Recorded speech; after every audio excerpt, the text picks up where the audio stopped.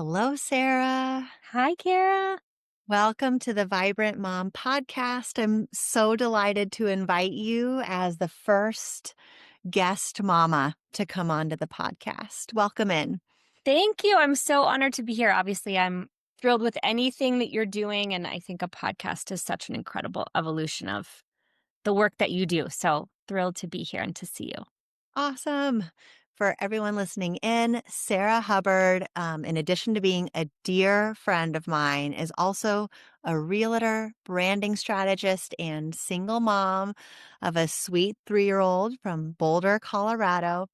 And we're talking today about one of 4 pillars that we like to talk about in the Vibrant Mom podcast curriculum, which include vibrant midlife health, emotional well-being, creative fulfillment as a woman beyond motherhood, and identity development as we move through different seasons of life. And so today, Sarah and I have decided to talk about emotional well-being and how to get the most out of the season of life that we're in, and also the challenges that come with being working moms in our 40s. Sound good to you still, Sarah? Yeah, sounds Yeah. great.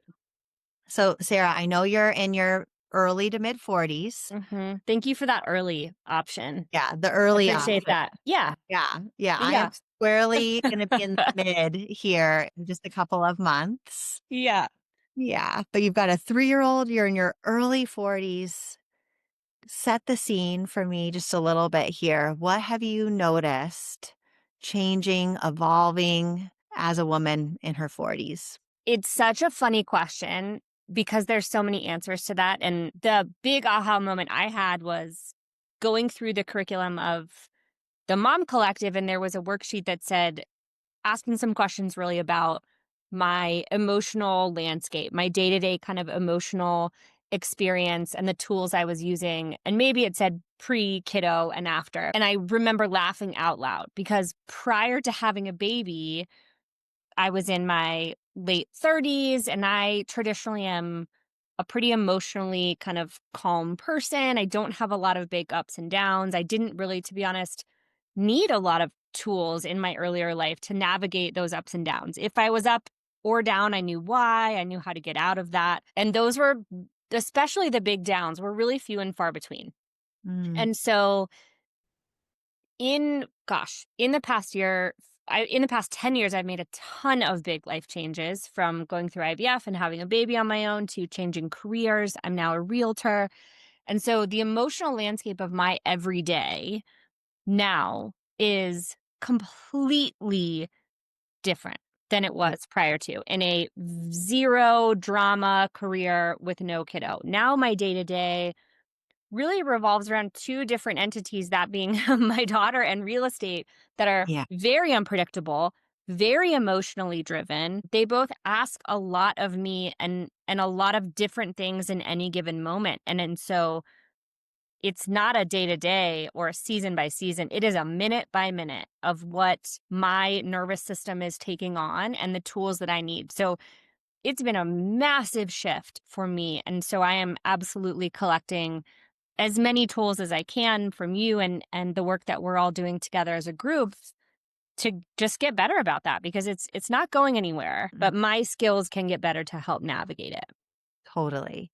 Can you let us in? Either you had talked about 2 major players in your life being your work and your daughter that influence that amazing ride, the ups and downs that you experience as a mom and as a professional woman. Is there any story that you want to share just to give our listeners an example of what that ride is looking like for you Yeah, or your I daughter? I joke so much with moms of, I have a lot of mom friends who have kids the same age, and we thank God we have each other, right? Because otherwise you would think you're the only mom that has a whiny kid, or a kid that's repeating things over and over or whatever. And then we all get together and we laugh because we're all dealing with these exact same kind of triggery behaviors. Yes. And so I would say an average day for me really right now is with a 3.5-year-old who is a strong-willed, funny little gal. We are in a phase where repetition is really something that she uses to try to get whatever it is she wants. And so, it happens multiple times a day. So this morning, perfect example, she has cinnamon sugar toast for breakfast. She asks for it over and over and over again. I'm not going to give her 17 of those, but it's, Mama, can I have cinnamon sugar toast? Mama, can I have cinnamon sugar toast? And then her new phrase is, but mom, and it sounds like that too. And, we joke as, fellow moms that the first 40 times your child asks for something that they can't have, I'm pulling all the tools I have. I'm pulling my Dr. Becky tools. I'm trying to stay calm. I'm telling them why they can't have that in a rational way. Like it's 6 a.m. We're obviously not having ice cream right now. Right. And then at a certain point, it just continues and all of those things go out the window and you lose your cool. Yes. That's just the way it goes. And so that cadence of asking for something she can't have happens on a weekend dozens of times throughout the day. Yes. And layered onto that is I have, multiple clients on any given day who are navigating the biggest emotional transition and financial transition of their lives. So they are high anxiety, they're really stressed out potentially about decision making, they really need an urgent response and urgent communication. And so I'm holding that space for them so they can have as big emotions as they want because I'm not nervous or scared about the transaction. It's my expertise, but I have to hold that space for them. And so on any given day, I feel like the emotions that are like pinging my way that I have to kind of like block or deal with is a huge spectrum. Um, Right. A snowstorm, an a avalanche. snowstorm of and all of which feel very important to me that I respond to thoughtfully and calmly and kindly because it's important how I respond to both those groups of people because I care about obviously both them a lot. So it's a lot of thinking and care and love trying to go into those responses, but it's constant. And neither one of those things is changing. I love my career. I love my kiddo. So that's not gonna change. That is my new reality, and Yeah. that's a big new reality to be wrapping my head around in terms of what my nervous system is gonna keep going through for, the next 10, 15, 20 years. Yeah. And especially as it with a 3-year-old, the season is that relentlessness and that Yes. high demand is really acute Yeah, during. the whining, it's like the tone of the question too. I could take 67 asks for toast if it didn't have a whine to it, but it's like, ooh, the tone, it Yeah. gets me. I know the toddler moms out there are feeling me. They are feeling you. So where this conversation, I think I'd like it to depart from what I think listeners would expect or what I see out there just available for moms Yep. is to give you strategies of how to specifically handle the cinnamon sugar toast request. Right. So it would be like parenting strategies, like say this or set the boundary this way or a Like solve a for script. that Yeah. problem. Right. Yeah. I don't think that that's wrong, but there's plenty of that out there. And then what I think gets missed when the solution for how to deal with your clients as a realtor or how to deal with your 3-year-old who wants something and asks for it 47 times, no matter what, in what way you say, not right now. What gets missed is what's actually happening for you emotionally on the inside. It's jumping from the trigger or the challenge to what is the response that I'm going to give that's either in line with my values or is most effective in this situation or is helping my daughter learn X, Y, or Z or helping my clients gain this or that outcome. What gets missed in that little messy middle spot is what's going on inside of us and the impact that that emotional avalanche or snowstorm is having on you. What are your thoughts about that? Like how little information there is for women about what's going on the inside versus this is how you should solve that problem information that's available. Well, gosh, I have a podcast for realtors as well, and the same concept applies, which is there's nothing out there that talks about what's happening internally. All of it is about how you're responding to the external force. And I think now working with you and adopting quite a few of the tools that you've shared, it's a game changer because what's happening to me internally and how I regulate that makes all the difference in the world in my capability of responding externally. And it feels just really loving. It's like I'm taking care of is the phrase I feel like someone uses out there, which is like protect the asset. I'm the Mhm. asset. My ability to navigate whatever's coming, the number one way I do that is taking care of myself. And so I feel like you do this in such an amazing way of saying, like, there's a loving moment for myself of acknowledging what's happening, how it's feeling to me, that it's Mhm. hard or it's confusing or whatever it is. That's really, really essential that I think gets totally missed when all I'm thinking about is the right script for a scenario. But it's the difference between, I think, long-term success and my ability to be regulated and not. It really is the key component, I think. I agree. And for everyone listening, Sarah's a part of the Vibrant Mom Collective, our year-long moms mentoring group. So she's referencing tools and frameworks that I teach in that collective. And I actually love the scripts. Like I kind of want to know what I'm going for as a mom and want to be able to, deliver it. But what I've learned is that even if you after 47 times, handled it whatever way you handled it, and you've moved beyond the situation. So let's say the problem of the sugar toast has been solved for that iteration. Yeah. It'll happen again tomorrow Yes. morning, maybe, right? But it's evolved. The emotional gaps, I think, have to do with what's happening while the sugar toast demand is occurring. So that space in between the trigger and how you're going to respond. So there's a need for some emotional support and soothing internally. And then there's an emotional experience, I think, for women that we don't talk about after the situation has resolved. So let's say the situation resolved, she's moved on to being sweet and like you did a repair if you felt like Yeah. too harsh or you decide you're going to do something else in a parenting realm and you're moving on. It is, I think, extremely fatiguing to endure 47 requests and try to stay regulated, try to stay calm, try to stay patient, try to stay firm and boundaried, whatever it is that you're going for. This is not like a parenting how to podcast, whatever you're going for as a parent or you're fumbling through in the moment as a parent, that required a significant amount of energy.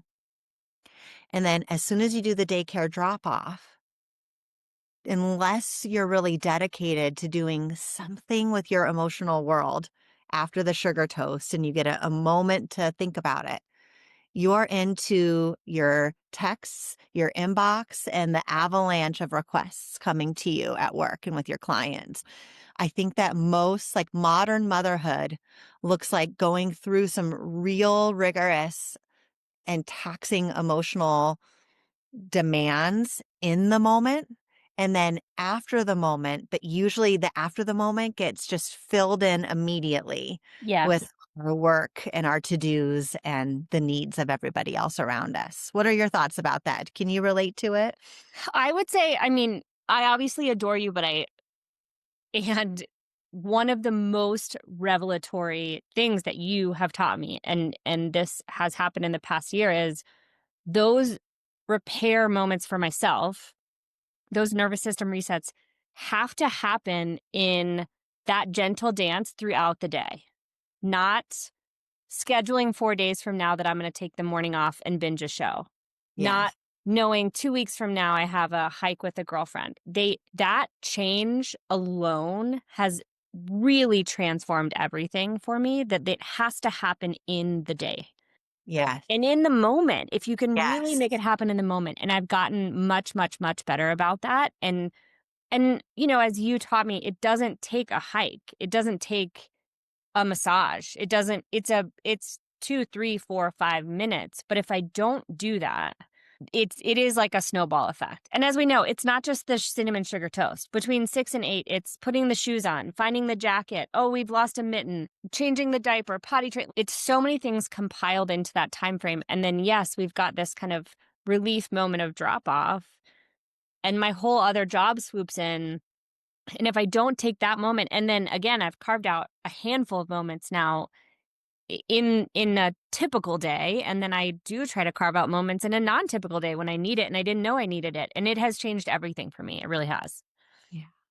What Sarah's talking about is a shift we talk about in the collective from putting things in our schedules that are meant to be self care, like yoga or a walk or a massage or whatever it is. And then that's where we're going to do all of our self care and emotional work in that like one or two times a week, which sometimes get pushed or canceled because of work and mothering.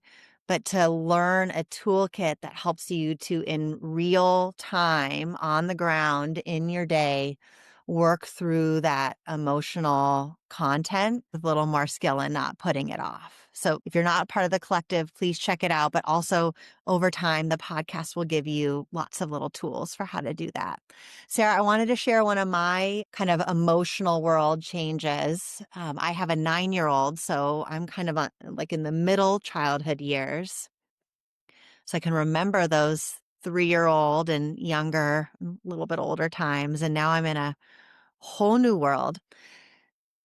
But the thing that really changed for me, maybe like 2 or 3 years ago, in terms of my emotional world. And this is for like a therapist who helps people with their emotions all the time. This is for someone who has the tools and the frameworks and the skills and teaches it all. When I turned 40 or 41, I entered big hormonal changes, perimenopause, with the big bang. And I didn't know that I was in perimenopause at the time. So that was 5 years ago. I did not know that was not as prolific in, social media and like targeting middle-aged women. I did not know that the significant like cognitive and neurological changes I was experiencing was perimenopause. I thought I was going crazy. I thought that I was burnt out at work. I thought that I was doing work wrong. I was doing self-care wrong. And I just needed to double down on like practices and routines that would help me.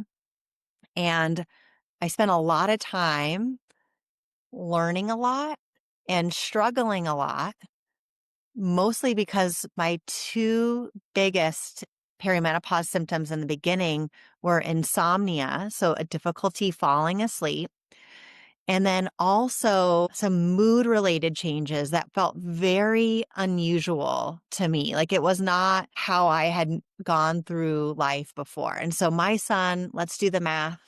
The math would tell me he was about 4 or 5 when this was happening. So I was blaming a lot of like the cognitive and mood and sleep issues I was having on, well, it's hard being a mom of a 4-year-old, or you have a really stressful, demanding job. You need to be doing all of these things differently. And it wasn't until I started replacing hormones and doing more hormone balancing practices specifically that I realized what a huge impact just midlife body changes have on the brain. So this is what I was noticing. So obviously insomnia, and that exacerbates any mental health issue or cognitive issue that we're having, like hands down, Yeah. regardless. Sleep is when sleep goes away, Yeah. everything goes away. Yeah, it was like I was back in the like year or earlier, motherhood where I would pretty regularly get about 3 or 4 hours of sleep max for 2 years, no matter what I did until that hormone piece came online. But the other thing that I think was probably exacerbated by the sleep issues, but was actually separate from them, is I started suffering from indecision and a lack of confidence, like feeling self conscious, feeling inadequate, feeling like I just couldn't really get my eye on the ball. And that is not typical of me. And, and now, because I've supported myself hormonally, I'm kind of back to myself. But when I went through that big hormonal change that wasn't yet supported, I like couldn't decide what to do with an office. Like I was needing to change offices. There were some pros and cons, but I was paralyzed with indecision. Like I couldn't see the through line of what option of office would work best. It's a very simple thing. It's important. Like I need an office, but it wasn't life or death, but I could not locate within myself what I thought was the best course forward given the pros and cons. And in pre crazy hormone fluctuation life, that would have taken me like 10 minutes of thoughtful, you know, deep thought, and then maybe another 10 minutes of researching my options. And I would have solved that problem in 20 minutes. It took me like 2 months to make a decision about my office. I was like belaboring over it. I could not, like, I was overly emotionally stressed about the cons that were in either scenario. And I could not, I was also scared and disoriented because I could not locate in myself something that felt like solid enough that this is why I'm making that decision. And so, with that, like anxiety that felt way disproportionate to this decision, the indecisiveness, and all the other emotions that I just named, that started making me feel really self conscious and really insecure. Like, I don't know myself. I can't make good decisions anymore.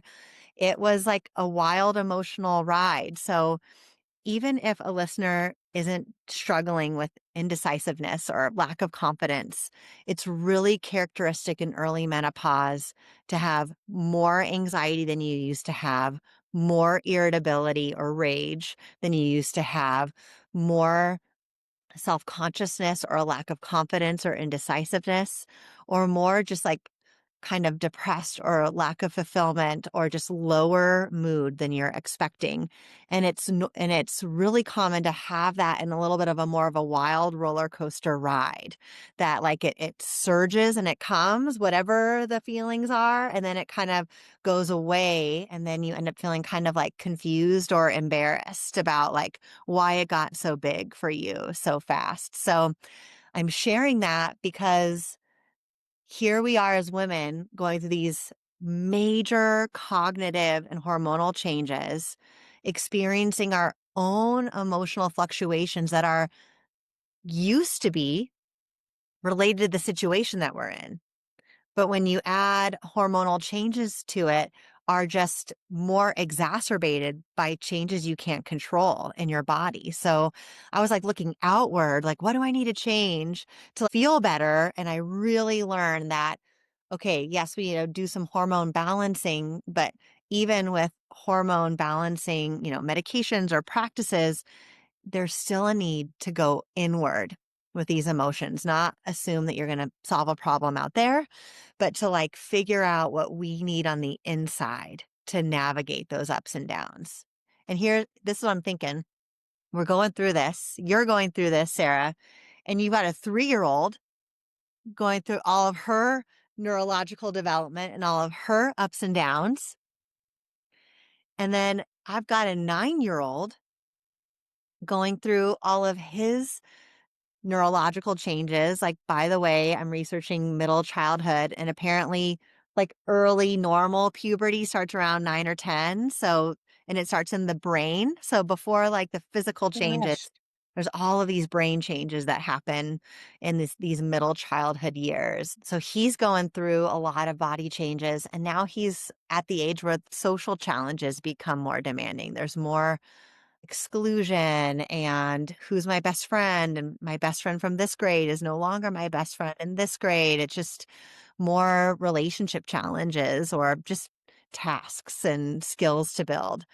So he's on a ride. I'm on a ride. Ellie's on a ride. You're on a ride. It's like a rigorous and beautiful, demanding season of life. What comes up for you when I share some of the like those like body changes and my own emotional ups and downs? It's so funny. I was with a friend the other day and we all had kids in our 40s. And she was like, there's a million reasons why people have kids younger. And this is one of them because I am going through all those same things in my mid 40s, right? And I have a toddler. It's laughable to think about on any given day navigating work, my child, her emotional all over the place. And, oh, I should be, eating 100 grams of protein and Mhm. getting self care and taking all these supplements and keeping up with all of my physicians to figure out how my hormones are going. And it's so insane to think about all of the plates that we're spinning at this age. And, that's not even taking into consideration parents are getting older and it, Yes. it is a lot at once, and if you can't laugh about it, it's it's tough, but I do think we are trying to balance a million things at once, and I think doing a little bit of triage as well. On any given day, I'm thinking, "Okay, what do I have time for today?" Because I know that on the list of things in my mid-40s, I should be doing these 16 things, but I don't have time to eat 100 grams of protein today. And I don't necessarily have time to be, taking all my supplements, or maybe I forgot and I forgot to go outside and, oh, yeah, I should be seeing friend. Like you have to kind of prioritize and triage.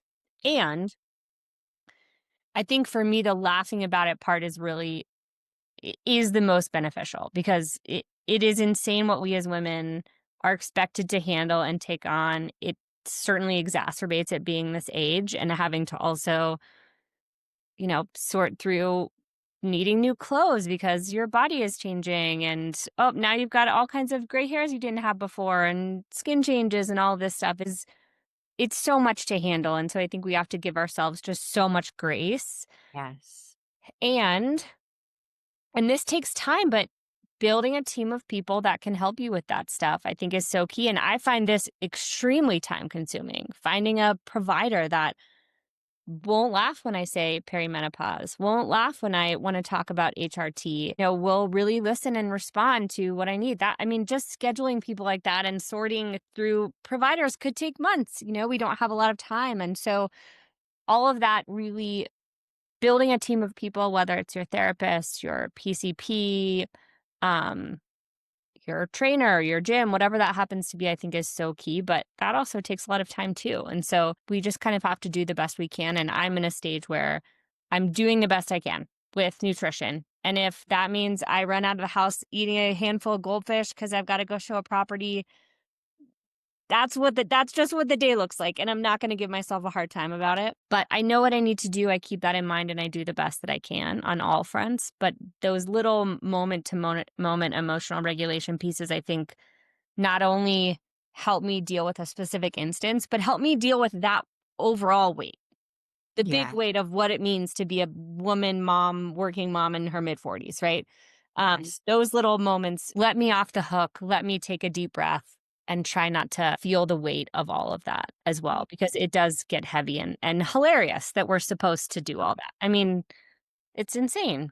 And be harder on ourselves. Right, right. Yeah, Actually it's exactly what helpful. we need to The then, standard and yes. expectation for modern motherhood, which usually includes career and some sort of a professional identity, even if you're not doing paid work. The demand is intense. And so I love that you got to laugh about it. And then I also love we've got to share it with each other. Yep. That's part of the Yes. purpose of this podcast episode in particular is the sharing where we can know each other and know that the struggle isn't because we're deficient or not getting it right. It's just that this is This part of the is the season time.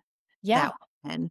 And I do love seeing the challenges not as a problem to solve. Like, let's just solve all the problems of the nutrition and all the problems of Right. the protein and all the problems of the parenting, but more as like a sunset to be explored, an experience to support, but also savor and move our way through. And the way that I try to approach all the midlife mama challenges is only getting advice from people who are intimately aware of what it means to be a busy mom in midlife.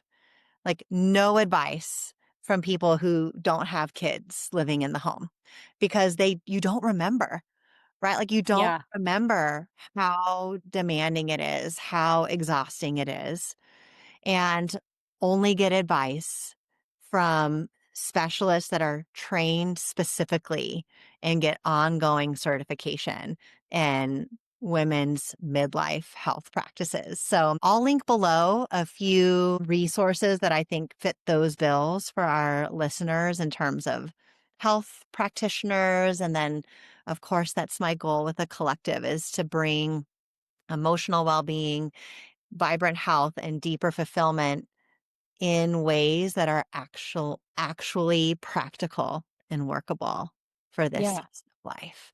Because You said all of something too, Cara. that, Sorry. yeah. No, That go I ahead. just wanted to hit on that I felt like was it's just so true that when all of these things were happening for you and hormonally and cognitively, you were starting to question some of the foundational pieces that you know to be you, right? Your ability to make decisions, your trust in your own gut and choices. And it's like the last thing we need at this stage of life, raising kids and running businesses and just being, women in the world that is 2025, is to question who we are and what we're capable of and our own confidence. And it's, I joke that I've been single for 9 years and I can't be on dating apps because it makes me feel terrible about myself. And the last thing I need at this stage of life or any stage of life, to be honest, is to feel less than. And what, part of this process and all of those cognitive changes and those emotional changes do is they shake the foundation. And I think that's what makes it so, so, so difficult, um, is when you are questioning those big choices and your confidence and your capability and your authenticity, like those are the pillars, right, that hold us all up. And Yes. so that is when I think it gets very, very difficult. And that's also, I mean, talking to a primary care provider about that, that's not a conversation we're having. I mean, I'm sure there's special providers out there, but there's a nuance to that and a context to that that's really, really heavy. And it's Yeah. not physical or always helped by medication or something. Like those are some really big identity pieces that make it hard to navigate the things that are maybe little, but don't feel little when the rest of your world is flipped upside down. Yeah. This is like such an identity shifting season, Yeah. right? Like, who am I as a partner, whether you're a partner or not? Who am I as a woman outside of being a mother? Who am I as a mother? And what is this motherhood journey revealing to me as my kid goes through these different ages and stages? Sarah, to like move toward the end of our conversation, what, even if you feel like you're repeating yourself, that's okay. What do you feel like has been one of the more important emotional well-being ideas Mm. or practices that you've been trying on the last couple of months that's actually fitting the demands of your life? Yeah, no, there are a few that really, really stand out. The first for me is, I think, from a sensory component, going from no child and a non-stressful job to my whole life now, that's like it's very loud, Mhm. and so when I drive, I rarely now, unless I just want to like rock out to some pop song, but when I'm driving, I keep it quiet or I listen to meditative. I take the driving as a time to calm my nervous system. But it's Mhm. not a podcast. It's not, I mean, I was listening to a great book that you recommended today that was a very fun little jump into the spy travel world. But I take those moments as an escape. I take all these little moments as a time to calm my nervous system. Showers for me sometimes are 4 minutes. Sometimes they're a full adult mom shower, the rare mom shower when the child is not in the house. Mhm. And I have like eucalyptus spray that makes my shower smell like a spa, right? And it's like that 4 minutes is a reset for me. The car is now a reset for me. I take a lot of time, in my house when Ellie is having a really tough moment or I'm finding myself being really overwhelmed. saying that to her. Hey, mama's feeling a little bit overwhelmed. Do you hear that in my voice? Mama's going to step outside for a minute. And I go to the front porch is a go to for me now. And you have helped me also kind of layer that onto where am I going in my brain when I'm on the front porch? Where's like this warm, calm place that I can go to internally? Um, and then I think I have never in my life thought more intentionally about who I'm going to be with, where we're going to spend our time. Are we going to go to that party or are we not? Am I going to spend time with that friend or am I not? What kind of type of energy am I going to get from these experiences I'm choosing? And I'm saying no so much. Yeah. If that invite is not going to give me what I need in the moment, which might be just like calm, wonderful love with a like beautiful friend over a cup of coffee or fresh air. God, fresh air is a big one for me. Like, if it's not going to give me what I want, I'm going to say no, or I'm going to ask if we can pivot. Yeah. Yeah. But yeah, those little I've built in quite a few little moments throughout the day, and then, the front porch for me or just going in my room for a few minutes has been the in the moment response that I don't know when it's gonna happen and when I'm gonna need it, but I know that it's a go-to. Ellie knows it's my go-to. She Mhm. knows it's serious business if I'm out on the front porch. Mama's Um important self-care work on the front Yeah. in Yeah, about 3 totally. or 4 minutes. Mhm. Exactly, but all those, there's so many little 2, 3-minute transitions. The other thing that I do all the time in between calls, and I never used to do this, in between calls, if I have 15 minutes, I used to just, type away, write an email, go on the internet, blah, blah, blah, scroll Instagram. I don't do that anymore. I'll go upstairs and like lay down, Mhm. phone away, fully Mhm. horizontal. So Mhm. 15 minutes for me now feels like a luxury when before I thought I needed a 2-hour hike, a Yeah. yoga class, a Yeah. massage with a friend, right? That stuff just doesn't really happen that much anymore. Absolutely. I'm multiplying these miniature moments into everyday little self-care instead of I don't really do those big self-care things anymore because I don't know if I don't need them or, I shift into other things that I need. But 15 minutes now is like a golden time amount. And before I just didn't see it that way. Yeah. It didn't feel like enough. What a artful, masterful way to meet the moment. I am sure that when kids are older or when kids are out of the house, there'll be different ways to meet our emotional needs. But I love that idea of the like 2 to 4 minute porch resets and then the 15 Mhm. minute, like deeper work on the inside to come home to ourselves. And I feel extremely passionate about teaching what to actually do in those 4 to 15 minutes to get the data from our emotions, digest and integrate the emotions, and complete the stress response that comes from difficult emotions so that we can free ourselves up to be more present and available to all the beautiful, wonderful emotions that come, the joy and the magic and the intimacy that can come with our little Yeah. ones and with the people we care about. So, thank you so I much. Go ahead. Yeah, no, I wanna hear any last thoughts you have, and then let's the say good. one thing I was gonna say too is the beautiful thing about having a child at this age, I think, as well, is when I step outside and I explain to Ellie what is happening, and let me be totally honest, I don't always step outside before I lose my cool. Like Sure. 100%. Sometimes I lose my cool and then I step outside. But when I explain to her, like, hey, mama's feeling overwhelmed or mama's feeling frustrated, mama's going to sit outside for just a minute. She kind of knows that that's a serious thing at this point, even though, it happens multiple times a day, some days. But when I come back in, I get typically she's kind of like calmed down because she knows something serious is happening, and I'll just say, "Hey, I'm feeling better. Or thank you for that time." Or Mama's still feeling kind of frustrated. Mama needs a little bit of quiet. But what's interesting about this age is that everything is internalized. So she'll bring it up later at bedtime, right, and say, "Oh, Mama was kind of frustrated earlier today," and so and I get to say, I was, but we talked about it, right? Or, I get to bring it up again. I get to revisit it again and share with her how I was feeling. And then we get to revisit how we're doing relationally. And so it's not just this moment that's like kind of thrown away that I can check the box. Like I stepped outside, I took a breath. Like Yeah. I do step outside. I am intentional about what I do in those minutes, which you have helped me do. And then I get to revisit that throughout the day with her and talk about it, which is repair for me too. So it's Yes. not just 2 minutes. It really is like a multiple kind of amount of moments where we get to revisit kind of what happened there, which is also really nice because I'm reminding myself how important that was. And Yes. so it certainly is not just 1, 2 minutes.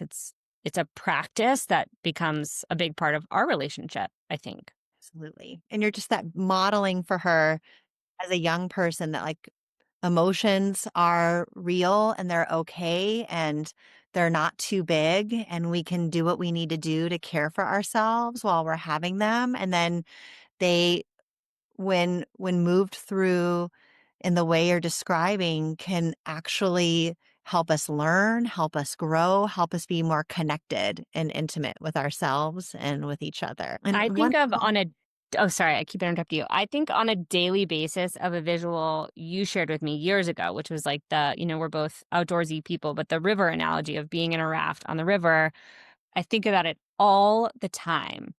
That it is not just this one big rapid that I'm going through. It's cyclical. There's going to be this big rapid, and then there's going to be little rapids, and then there's going to be some calm, and then it's all going to happen over and over and over again. And my job is to learn how to be a better raft guide, like build up my tools, be better at paddling, know when to eddy out. Like I'm not getting off this river. This is Yeah. my life. This is how we operate in the world. And so to think that like I just got through that check and check, no big deal would be a disservice to myself. But I think I think, gosh, I cannot underestimate how much I see this visual in my head around okay, I just need to get better at paddling. So these big rapids don't feel like big rapids Mm, anymore. And I'm ready for whatever is coming.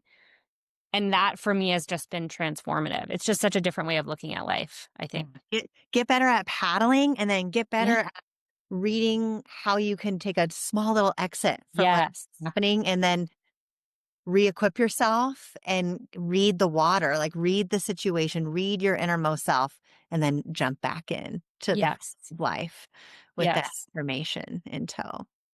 Sarah, we could just, we probably could Forever. Yeah. forever, forever and ever. I hope that listeners of mama listeners with all kid ages heard themselves in our conversation, can find their own version of what we've talked about and are soothed by knowing they're not doing it wrong and in the challenges they're not alone, and then also inspired to really invest in an emotional well-being toolkit that's appropriate for this season of life. And of course, I always link all the resources that I'm using and think are helpful for women in our worlds. They're all so great. Thank you so much for all of it. And obviously I'm a convert to all of the things that you've taught. I've been using them now for years on the daily, but now as a new mom, they all take on such a different feel and there's so many different things that I'm navigating that I wasn't navigating before. And so I take them all in. It's great to feel like I have that toolkit now and when I didn't before. So thanks to you, friend. So welcome. You're so welcome. Thank you for your time and all your stories. I love you, friend. Love you. Thank you.